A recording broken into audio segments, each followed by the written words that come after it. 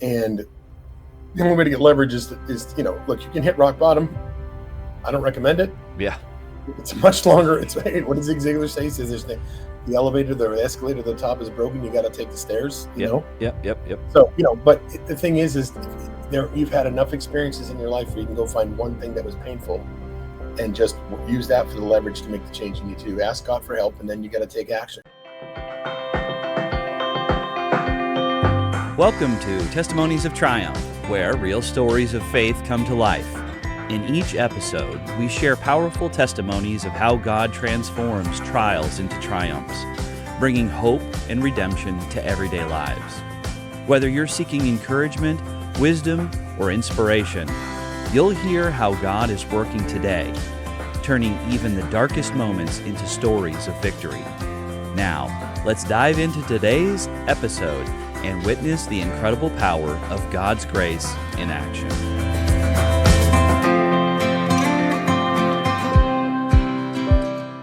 Well, Wally, welcome to Testimonies of Triumph. Appreciate you being here. I know a little bit about your story, and there's hope in this story. So for everyone else who doesn't know what the story is, we're probably going to go to a dark place first. And on the other there will be hope on the other end. So just bear with us and kind of buckle up. Wally, if you could do me a favor and sort of give everyone a background sketch, a little bit about who you are and maybe what life was like before the wheels fell off and you started to hit rock bottom. Well, it's funny. And thank you for having me here today, guys. Yeah. I appreciate it. Excuse me. I always joke, like some people are, they're like, what was life like? Their life was like this and this and this and this, and mine was like this and this. And like the wheels came off early, unfortunately. You know what I'm saying? And I did my best to keep them on, but how can I say this? My parents were good people. They just weren't great parents, and I think a lot of parents who a lot of people grew up in the 40s, 50s. They got raised by people who believe that children should be seen and not heard. The whole alcohol. There was no child abuse, there was no sexual abuse, none of that, right? So all that got by, and so it impacted them. And it was funny because I read a book once called "The Opposite of Dysfunction is Dysfunction," and it means basically, no, seriously, like let's just, some people had horrible parents, right? They were just not good parents, and so, and which means they probably didn't have good parents, right? Yep. Yeah. So what happens is as a child, you get one of three things: you got exactly what they got. Yep. You got the entire opposite of what they got, which is also dysfunctional. Yeah, for sure. Right? If their parents were completely helicopter parents and rode them like a Shetland pony. Yeah. You're like, I'm not gonna let that happen. So you can go do whatever you want to do, and your parents are completely uninvolved in your life, right? Yeah. So anyway, I got what my parents got. My family has, I'm German too, but my family has Italian people on both sides, and Gaudis and Russos. And I don't know if you know anybody who has an Italian family, but there's three methods of communication, right? You get yelled at, you get hit, and you get food. Okay. And sometimes, so wait. Hold on just a second. Food is a form of communication? It is. It's a form of punishment. It's a form of reward. It's a form of love. Interesting. It's a form of connecting. Okay. Go do some reading about Italian families. They do a lot of stuff around the kitchen table. You know what I'm saying? And, interesting. Okay. And especially Italian Americans, but I mean, as it is, Roman Catholics, pretty, emotional people as it is, very strong emotions. You know what I'm saying? Yeah. And if you're getting yelled at, you're getting loved, basically, is what I'm telling you. But so anyway, so my dad's mom was not a nice lady. But Mimi, she was a Sicilian. Her father was from Sicily, but she was an angry woman, very, very, very bad to my dad and his sister. Okay. And so, and I'm going to give you the big blocks along the way. I'm not going to say we go into detail. So thank you for bearing with me. My dad and mom, they both smoked when they met each other. They both had some anxiety issues. They were both overweight, and they loved each other. But they just. My mom worked. My dad didn't work. He didn't have a job. He just gotten out of the Air Force. And so he took care of me, and so he drank during the day, and he was a pretty strict guy, super angry. My dad was one of those guys that was pretty quiet for a long time. And then you could be on fire next to him and he wouldn't tell you were on fire. He just was that quiet. Okay. Yeah, for a while, And so nice guy, big heart, what I'm saying? Did a lot of good things, not the most expressive cat, but it is what it is. But he did a lot of nice things through his life.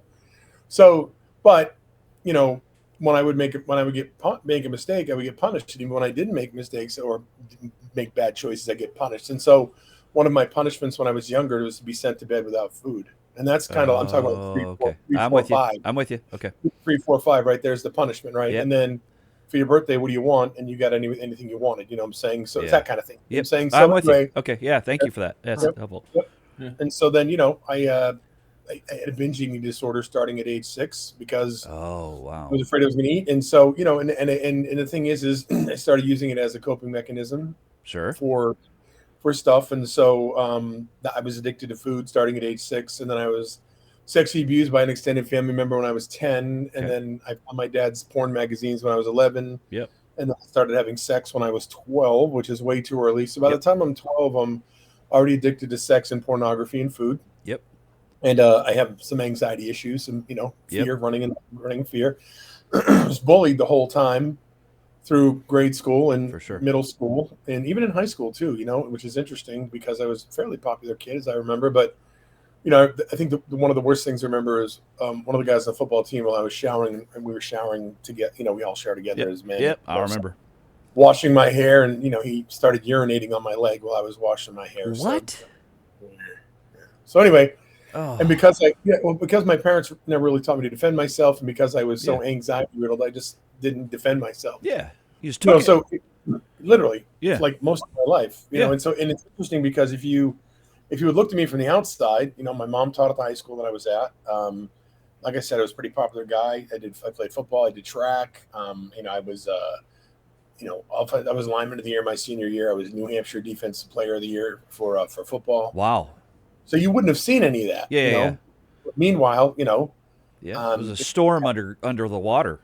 Yeah, but the storm is brewing. But like I'm actually like it's actively brewing. Like I'm, I'm still eating whatever the heck I want because I'm working out. It's fine. Yeah. I'm having sex with girls. I'm fooling around with girls, and Yep. I'm reading my dad's magazines, anticipating him buying another one. Yep. So anyway, left high school, went to college, went to one of the top liberal arts colleges in the country, Hamilton College, and then lettered in football for 4 years there, lettered in track for 2 years. Wow. Yeah, got a great education, but I barely made it out of college. I mean, the only people that didn't graduate higher than me were the people that dropped out along the way. Okay. I think I graduated second to last because that's when my emotion muscles really started to pick up, Yep. And so I got out of college. My dad died the next year at 49. And so he didn't take care of himself and had single bypass surgery and died of a pulmonary embolism a week later, 2 days after Thanksgiving. Wow. It was the first time he told me that he loved me, actually. Wow. 2 days he died. Yep. I mean, he did loving things, you know what I'm saying? Sure. Yeah. But, when he could, Yeah. and so anyway, so then that was tough. And then, in I think he died in 91. So in 95, I started having some really serious emotional issues, anxiety and stuff like that. And kind of pushed him down, but I'm still doing all the things that I was doing before, I mean, literally in the middle of Boston one day, a woman was performing oral sex on me while I was out at lunch. I'm with you. Yeah. That was that bad. You know what I'm saying? So anyway, I was making a lot of money. I started, and the thing is I grew up with a poverty consciousness because we didn't have a lot of money and I always wanted to have money. So I was making $100,000 a year by the time I was 28. I was doing well. Yeah, for sure. Yeah, but I was a mess. You know what I'm saying? I mean, for sure. Mess. You know what I'm saying? And I'm feeding all my addictions as much as I can. And so I got married when I was 30, and I married the wrong person, and so did she. But we have 4 kids. Yeah, we're amazing kids. And so, but I, because I was not in a good place, I cheated on her many times. And then, 2005 and 6, I did some real estate investing. It was a little crazy back then. Back then, it was the Wild West with respect to mortgages, right? And sure. Yeah. Anything you want. So, my partner lied at about $15 million worth of mortgages. Wow. My marriage was crumbling. And, I was involved. I mean, I wasn't trying to steal money, but I wasn't exactly being a good steward. And so one count of mail fraud. And it took me 5 years to find out if I was going to prison or not. I got a call in 2008. My mom had died in June of 2008 at 64. And so by the time I was 40, both my parents had died. We're in Texas, away from family. My relationship is a train wreck. I'm not being a great dad. And then, my former partner calls me and says, "Hey, the FBI wants to talk to us." I'm like, "Why does the FBI want to talk to Yeah, us?" that doesn't sound good. Not a conversation you ever want to hear me say. So, I'm like, okay, I called, got an attorney. He was a great attorney. He was former assistant U.S. attorney for New Hampshire. And so, but it took me 5 years to find out if I was going to prison or not. And so it's funny because I was on The Biggest Loser in 2006 and season 3. I lost 160. Yeah, it was cool. So I lost 116 pounds. And then I gained it all back the next year, went to 415. Whoa. And then, oh, wait, it gets better. Or it gets worse. It gets worse. I thought I was around 475 pounds, but as I look back and do the math, I think I was well over 500 when I went to prison. Wow. And it was interesting because my first day of prison, they get dropped off because it's a white collar crime, and they take all your clothes, they do everything you see on TV, and then I get the suit, whatever the one suit until you get your clothes, and it didn't fit; it only zipped up to my belly button. So anyway, so between 2008 and 2013, really unsettling.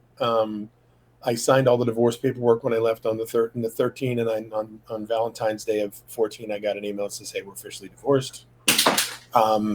So I got out of prison in 2014. I had lost 138 pounds, so I was back down to 338 pounds. Wow.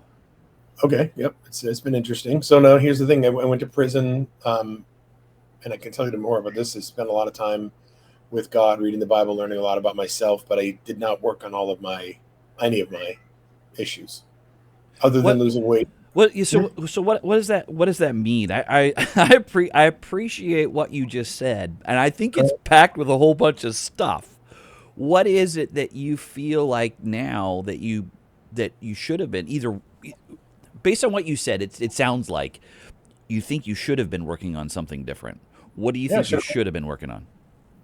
Well, my relationship with God first, and forgiving myself, and and basically releasing all the stuff that was causing me to eat a ridiculous amount of food, to want to watch pornography, to have sex with women. No, I basically just got all pushed to the bottom because I was trying to just make it through prison. Yeah. Okay. All right. Thank you. Yeah. So anyway, I left prison.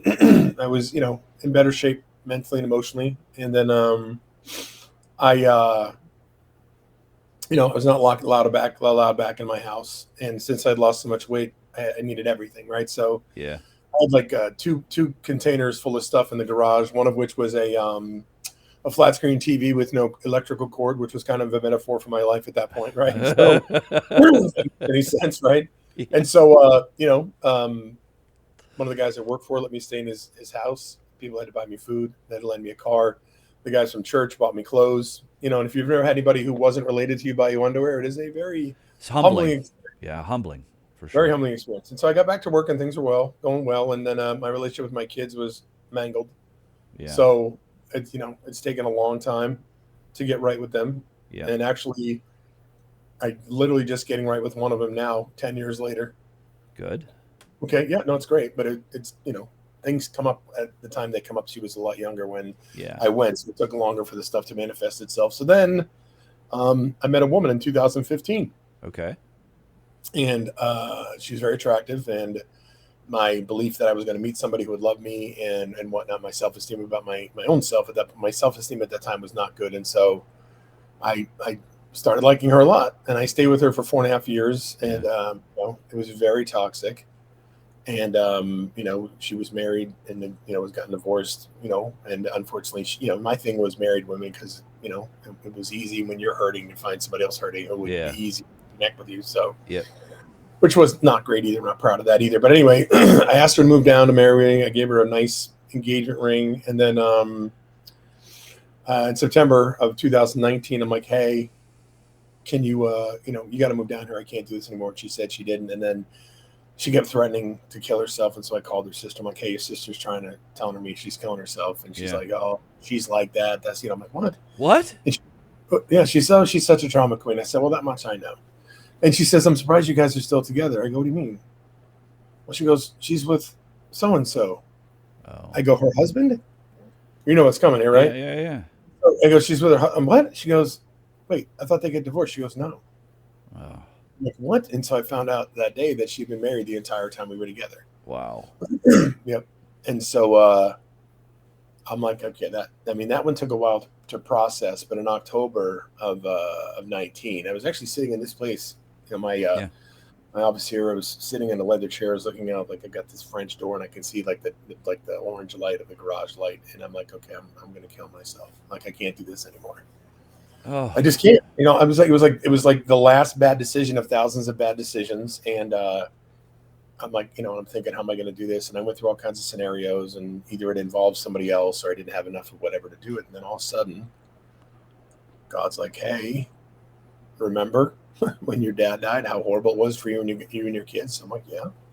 Yeah. He says, do you want to do that to your kids? I'm like, no. And I'm thinking about it. And, he says, there's people that are going to need your help. And then that lasts about 15 minutes. And all of a sudden, my aunt and uncle called. My aunt says, we need you to come to New Hampshire because your uncle needs knee surgery. And we need you to help take care of us. What? It's like, okay. Just like that. Delivered a phone call to get you out of where you currently were to go serve somebody else? What? Right on time. Praise God. Yep, right on time. Wow. Yep. I'm like, okay. So went to New Hampshire. The thing is, I had found out it was later after October, but it was. I went and found a psychiatrist. I went and found a nutritionist, and I could be a dietitian. I could be the only person that has gotten fired by a psychiatrist and a dietitian in their entire life. You got fired by the caretakers? What happened? Yes. When you get fired by the people who run the zoo, it's not good. Well, here's what happened. I had to go take care of my aunt and uncle. So you couldn't participate because you were no. I could. Okay. I was away and I couldn't give the time and what they wanted me to give them while I was gone. Okay. And so I was there for a couple months. I came back and, they're like, hey, I didn't even get calls. I just got emails. They're like, you're not doing what you're supposed to do. We can't help you. You're done. I'm like, okay. Wow. So it's probably March of the following year. And I had become like suicidal at that point. Yeah. And so I literally was trying to just keep my mind together. I mean, I was going to bed. Basically, I was getting up about 5 minutes before I had to work. I would put a hat on or I'd just do my hair. And then as soon as my calls were done for the day, I went back to bed. And then I'm like, I got to find somebody to help me with this. And so I finally found a therapist in July of 2020 who is a good Christian woman. I didn't look for a Christian counselor per se. Yeah. She's a good Christian woman. And, we worked together for 2 days a week for 3 years and she saved my life. And, wow. God was in the conversation. It was, we talked about a lot, but, and then, the guys at church, I started volunteering more at church and going to church regularly. And, the guys who took me there, one of the elders and the associate pastor, and we become great friends, and they helped me get through that with my therapist. So it was good, but it was a long road. That is an incredibly long road. And, and the sort of the darkest days are really not that far behind you, relatively speaking, right? Yeah, the best days of my life have literally been the last 4 years of my life. So, two things: the best days of your life. What kinds of things are happening that are fundamentally different than the way they used to be? Well, a lot of things. I don't look at pornography anymore. Okay. I haven't looked at pornography in probably 5 years. It's amazing. I'm not having indiscriminate sex with women. I'm not even trying to say things to them to get them to have sex with me. Yeah. I don't, and I gotta have conversations. And sometimes I get those thoughts. And I'm like, hey, can you please help me here? Like, because I don't feel good about it now. You know what I'm saying? When you, I'm like, God, like I've had like seriously, like sitting there, and even when I pray or I'm at church, and those thoughts, like for sure, Satan's like, come on, bro, let's go. Hey, Yeah. and so I just, I just ask them for help and stuff like that. So the food thing, and I would say 2 months ago, finally, I've gotten that under control. I've lost about 45 pounds in the last, 9-10 weeks. So that's good. That's congratulations. That's hard to do. Well, no, mind you, I'm 6'3". Yeah. I'm a big man. I'm a big man. 4 pounds a week is not a big deal for me. You know what I'm saying? Well, wait, hold on. Just a second. Listen, I weighed like 420 pounds. If either of you lost 45 pounds a week, 4 to 5 pounds a week, you'd be going to the doctor to see if you had cancer. Okay.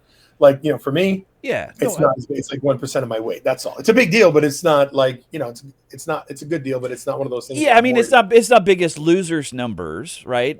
Per week. Don't get me wrong. Don't get me wrong. When I say not a big deal, meaning it's not unhealthy for me. Right. Okay. Fair enough. And that's where I was coming from, was what was the accomplishment side of it, understanding what you've struggled with, and so. Right. So you're familiar with "Do not conform to the patterns of this world, but be transformed by the renewal of your mind." Finally. That's where, but it's a very powerful, a very special, and it's a beautiful process. After the darkest of night, the dawn begins, and it'll come full circle. So all the appreciation, the gratitude, after living through the darkness, you're starting to walk in the light, and it's a beautiful thing. Yeah, absolutely appreciate that, and just and to your point, just being cognizant of the fact that what I'm going to do, is this what God wants me to do? Yeah. Look, do I still swear sometimes? Yeah. You know what I'm saying? And for sure. And I have to, I that's one of the things I'm still working on. But I figured that versus all the other stuff. Yeah. It's kind of funny when we all sort of end up being somewhat convicted of all of the things that we're probably not doing well. Many people who are introspective enough will go, "Hey, look, I can't do it all at once. I got to do a little at a time." Well, I remember somebody said to me, they were like, he was a drug addict, and he said one day, "Listen, this is just too heavy for me to carry. I need you to help me carry some of this." And I've asked him to do it before, and he's done. So Yeah. But anyway, so I'm working on the weight thing, which is great, and I'm feeling a lot better. Yep. And I'm and what's interesting, fellas, this is the interesting thing, is that I spent my life, and I don't know if you know this about people who have traumatic childhoods, but a lot of us don't want to deal with our own crap. Yep. Because it's too painful. So what we'll do is we'll find peace and happiness and satisfaction by helping other people. Yeah. So I spent 23 years of my life helping people create great lives for themselves, getting them through the toughest times of their lives. Yep. While I was literally letting my soul rot. So. Yep. That's so now I'm doing those things for myself. You know what I'm saying? I mean, admittedly, listen, I have the YouVersion Bible on my phone, and I have a children's Bible on my phone because I'll read stuff and not get it, Yeah. But interestingly enough, the thing that sticks out most to me is everybody's all about Philippians 4:13, right? I can do all things through God who strengthens me. But I'm like, I like what's before that. Like, hey, listen, I get a chance to thank you. Right? Listen, I've had nothing, I've had everything, and I know that I can get through it all. Basically, I mean, that's what I'm saying. It doesn't matter what I have. I know that I'm going to be okay, and that's really like the story of my life. You know what I'm saying? Yeah, and I appreciate you sort of putting a nice pin on it, because what I was going to ask you is, knowing where you've been, and knowing where you are now, two questions come to mind. The first is, over the next number of years, where do you see God taking you? And then the other question that may even be a little bit easier to answer is, if other people who are watching or listening have been systematically watching the wheels fall off the wagon for their entire lives through a series of really bad choices along the way, and addictions and struggles, what advice would you give them to help them get through it? Okay. Well, let me answer the first one first. What do I see God taking me? So, I've decided that I wanted to start dating again, and you can imagine after because of somebody. That's a minefield, man. Yeah, you would avoid women like the plague, and so I went out and after 2 years of doing work on myself, I went and started dating a little bit, and that just was terrible. Okay. And I had to learn some things about myself, but so. After 3 years more of that, I just started dating. In fact, I went on a date last night with a nice Christian gal. You know what I'm saying? And we had a good time. Good. And I want to just bring this up because I think this is important. Like, when you're somebody who, how can I explain this? Like, who has not had faith in God your entire life. Yep. Letting go of the need to try and do everything yourself and to work your butt off, and success is driven by me and not asking for guidance, and it's hard. I still have to work at it, what I'm saying? And for sure, I may go weeks before I'm like, oh God, okay, wait a second, like because it's just so foreign to me, what I'm saying? I mean, because look, my dad died. God and I were like, we were on the outs. I'm like, you know what? I'm 23. My sister's 19, my brother's 17. I'm like, we're done. Yeah. which is interesting because my old Latin teacher became a priest and he came to the house the day after to explain everything to us. I'm like, this is all crap. You can leave. Yeah. So, Yeah. Anyway, so, but yeah, that's, so it's, meeting a nice gal, having, a nice, Christ-centered relationship with a woman, Yep. having businesses that still thrive so I can do well and take that money and not just take care of my family, but also, make some donations and things like that. But ultimately, I'd like to be able to start doing some more speaking, and kind of share my story with people, and because I think it'd be helpful. You know what I'm saying? Because and there's people. I will tell you what I've heard so far is a huge encouragement to me, and I appreciate you sharing that, because I think that the humanity of it, this back and forth that you're talking about, like, hey, like I didn't spend my entire life in deep in faith. Let me let you in on a little secret. Those of us who did grow up in a Christian home and going to church regularly waxed and waned in our own faith as well. I mean, not everyone has that. And when you come out and just overtly say, "Hey, God and I were on the outs," I think we can relate to that. And I think that that's the part of your story, or one of the parts of your story, that I think other people need to understand and hear, because we can sit here and we could commiserate a bit with you and go, wow, I get it. And if he made it through the challenges, man, then there's hope. Yeah, that's remarkable. You're remarkable. Well, thank you. I appreciate that. You have a wonderful personality. I love listening to you. Okay. You got humor. You're very single? knowledgeable. Are you single? You just got a great personality to speak. I love to hear you speak, and you have a lot of experience. I appreciate that. Yeah, and I speak now, but it's all on like real estate and stuff. I can't, once a month or so, I do tell my story and help people overcome what I've come over. But yeah, I appreciate that very much. Thank you so much for saying that. Yeah. It's interesting. Just to kind of give you a better idea of like how bad it was. I would go to church. I would go on retreats, but I would be engaging in sexual activity with girls at retreats for church. Yep. I still remember going to a retreat in Manchester, New Hampshire at the Oblate House, and they were going through teaching kids to talk to God and to let their feelings out and stuff like that. And everybody in the room's crying but me. Yeah. I'm looking around, I'm like, why am I not crying? Yeah. I couldn't, I'm like thinking, so I was, that's how bad it was. You know what I'm saying? So anyway, so the point is, I'm at a point now where, I'm still figuring some things out. I mean, my relationship with God got better in 2010 because I got baptized. I was baptized already, Catholic, but baptized at the church that I was at. And so good for you. Thank God I had those guys, to walk with me up prison and then after prison. But, I would say, the last 5 years, it's been pretty strong, Good. I mean, the first words in my book are, I want to thank God for, everything. So that's like the very first words in the introduction of the book, just to make sure that. Yeah. Some things, God will use all things for good to those that love him and are called to according to his purpose. Right, absolutely. But when you say that, it's interesting because, and I don't know what Bible verse this is, but and I see this is where it's weak. I know it exists, but that's okay. It says the essence of it is be grateful for everything that happens because it all serves God, right? Yeah. And interestingly enough, when you are grateful for the good and the bad, there's really nothing that can hurt you because you know that it's there to serve something, right? Yeah. Right. So you probably know the verse. I don't, but that's all good. I'm saying so. Like, I mean, I'm like.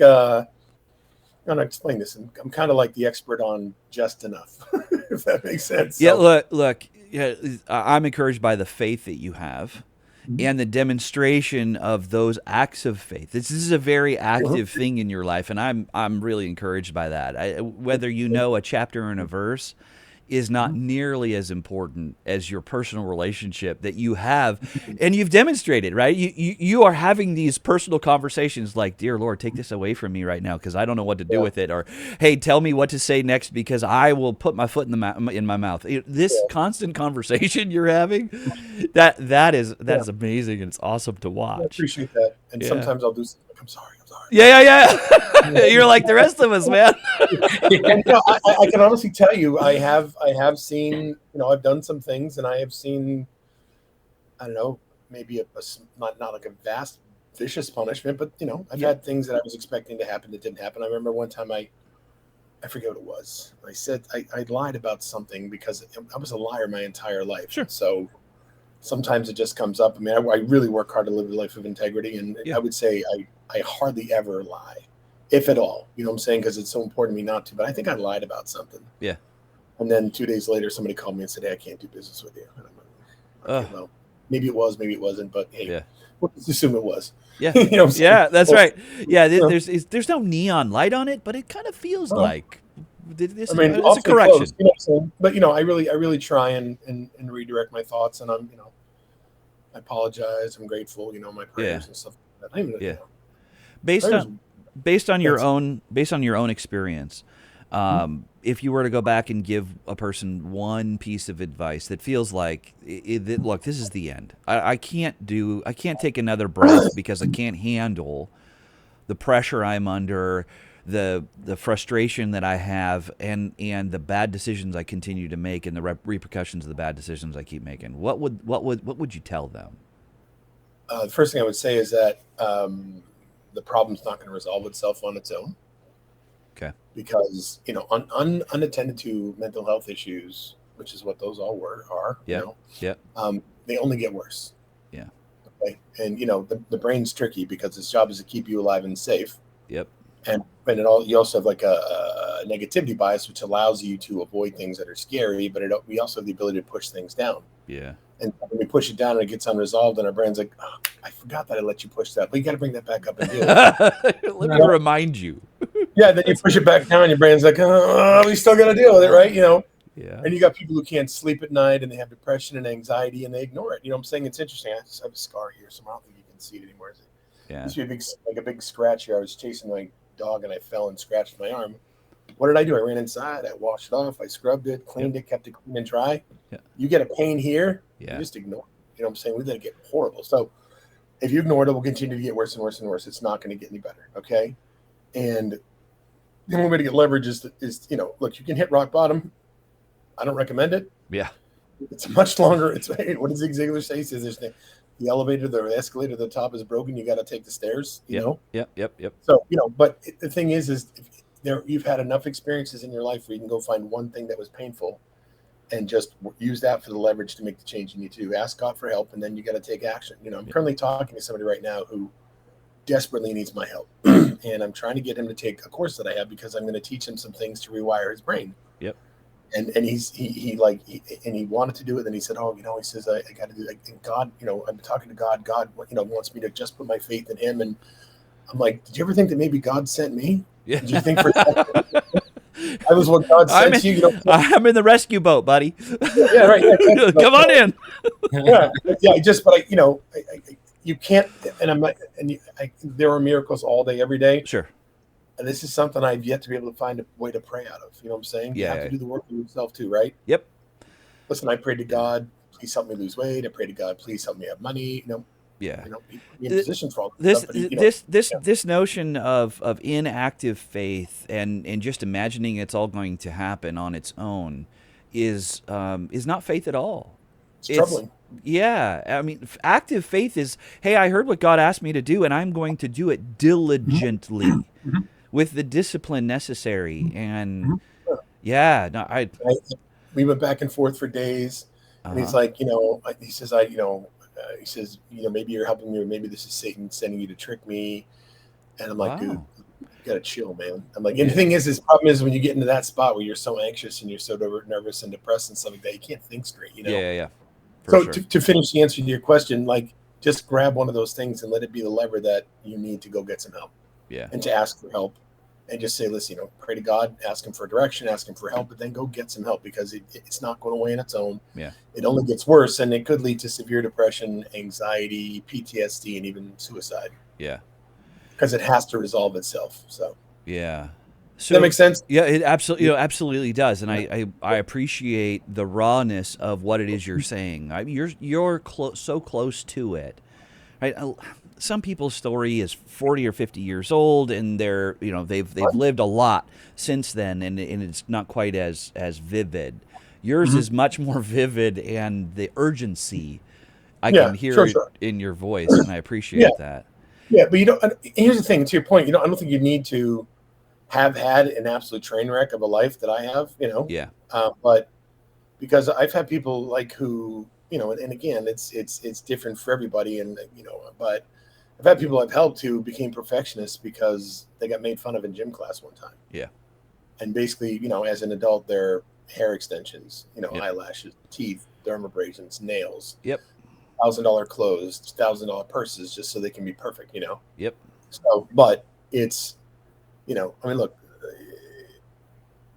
I'm going to sound like a bad person here, but if somebody's smoking, if somebody's drinking, if somebody's severely overweight, if somebody is doing drugs, if somebody's watching pornography, like there's something going on inside, right? You don't drive. Listen, you've never driven by in a house and looked at the front yard and had cars on blocks and a bunch of toys and trash and walked inside and had it look like the Taj Mahal, right? Yep. It looks just like it does on the outside. So, right, that external whatever is a physical representation of what's going on the inside. Yeah.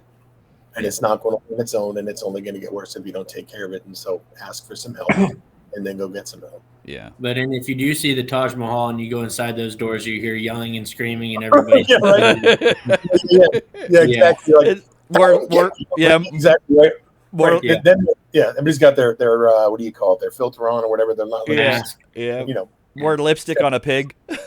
Yep. What do they say about how much you polish a turd at the end of the day? It's still turd, yeah, for sure. So, hey, Wally, if other people hear this and see this and say, you know what, I really need to figure out how to connect with Wally and share my story with Wally, and maybe Wally can kind of work with me and help me out. Yeah. How do they get a hold of you? Yeah, so it's the easiest way is just go to my website, triggersalesystem.com. You can actually schedule time in my calendar right in there. Okay. I'll give you, if you're freaking out, my cell phone number is 214-334-1356. Just text me. I'm on the phone all day, so it's hard for me to pick it up. At 214-334-1356. You can text me and I'll talk to you. And then my email is wally@triggersalesystem.com. So whatever they want, and here's what I tell people, give me 10 minutes. I need more than 10 minutes, but in 10 minutes, I can tell you exactly what it is that's causing you the problem. Because a lot of people don't relate. I work with people that call reluctance, perfectionism, procrastinations, imposter syndrome. They can't pick up a phone to make calls. They keep dating the same kind of person. That's, they can't keep a calendar. They can't go to the gym. They can't stay on their goals. It's all related to that stuff, as a child. And a lot of people don't see that, being made fun of or bullied as a kid now keeps you from having great self-esteem as an adult, because you basically just watered and fertilized that negative idea your whole life, where it's now your identity, Yep. So they can, reach out. I'm happy. Listen, there's no charge for any of that either. I'm saying I'm not asking for any money. We can just talk. Yeah. Yeah. I'd be happy to talk to them and tell them for sure. That's amazing. Thank you very much for sharing God's story in your life. And hopefully I gave you what you needed today. I just, I don't, You didn't give me what I needed. You delivered what God asked you to deliver. I think that's an amazing thing. Okay, I appreciate that. Yeah, this has been amazing. And if there's anything I can do for you guys or anybody else, let me know. I'm happy to help out. Yeah, thank you. All right, man. You're amazing. Yeah, likewise. You are too, guys. Thanks so much for doing this. Thank you for joining us on Testimonies of Triumph. We hope today's story inspired and encouraged you to see God's hand at work in your life. A special thank you to our amazing engineers and production team at Waldrop Communications for making this show possible. Until next time, keep walking in faith, and remember, God's grace is with you every step of the way.